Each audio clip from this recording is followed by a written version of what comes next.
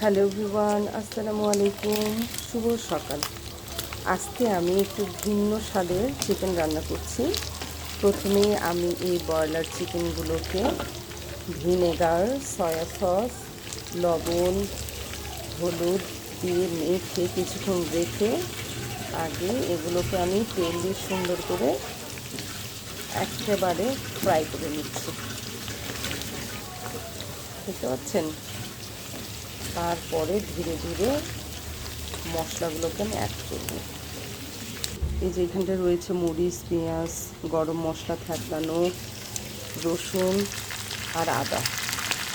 দিয়ে দিচ্ছি 1 চামচ ভরে শুকনো মরিচের গুঁড়া। এখন এটা আমি সুন্দর করে নাড়ব। এই মাংসটা খেতে খুবই মজা হয়, আপনার চাইলে ট্রাই করতে পারেন।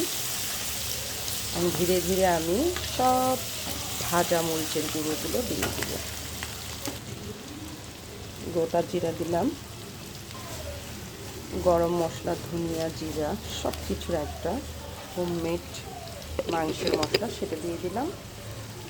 কয়টা তেজপাতা, ব্যাস হয়ে গেল।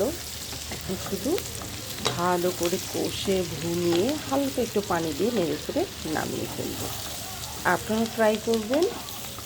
যদি ট্রাই করেন তাহলে বুঝতে পারবেন যে এটা কত বড়।